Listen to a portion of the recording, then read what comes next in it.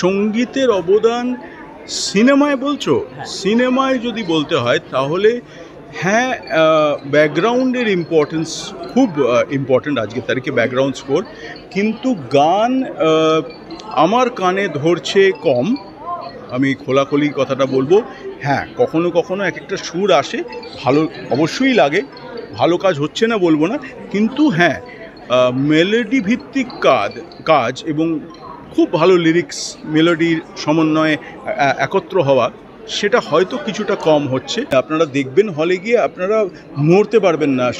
Relationship base ছবি আজকাল হয়ই না প্র্যাকটিক্যালি, এবং অনিরুদ্ধ এই সাবজেক্টটাতে একটা এক্সপার্ট।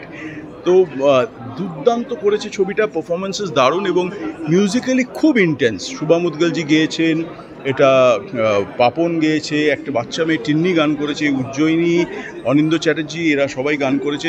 হিন্দি গান আছে 3টে ছবিতে, এবং ব্যারি ফিলিপস চেলোজ বাজিয়েছেন পুরো ছবিতে এবং মাস্টারিং করেছেন। He is a Grammy award winner. ওনাকে আমরা আনাচ্ছি মিউজিক লঞ্চের জন্য 7ই জুলাইতে। উনি আমেরিকা থেকে আসছেন পার্টিকুলারলি মিউজিক লঞ্চে বাজাবার জন্য। So it's a very very special film, এবং মিউজিক্যালি একটা বড় ক্যানভাসে কাজ করা হয়েছে। আমার ধারণা যারা গান শুনবেন তাদের মন ছোঁবে গানগুলো। একা ঘরে বসে যখন শুনবেন মনে হবে মা আমাদের জীবনে কী। কটা গান চলেছে?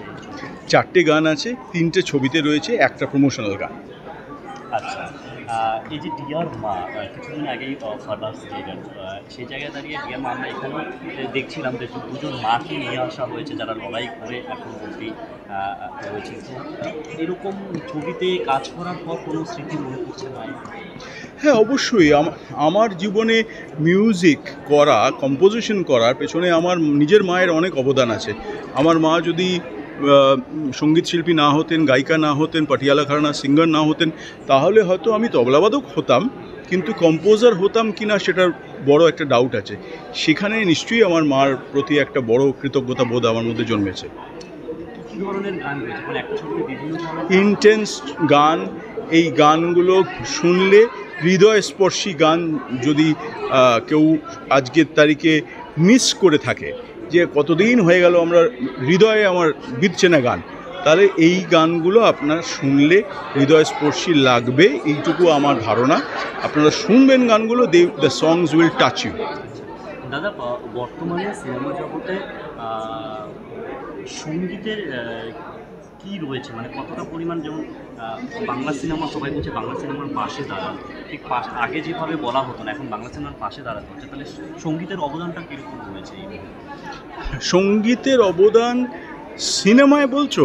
সিনেমায় যদি বলতে হয় তাহলে হ্যাঁ, ব্যাকগ্রাউন্ডের ইম্পর্টেন্স খুব ইম্পর্ট্যান্ট আজকের তারিখে, ব্যাকগ্রাউন্ড স্কোর।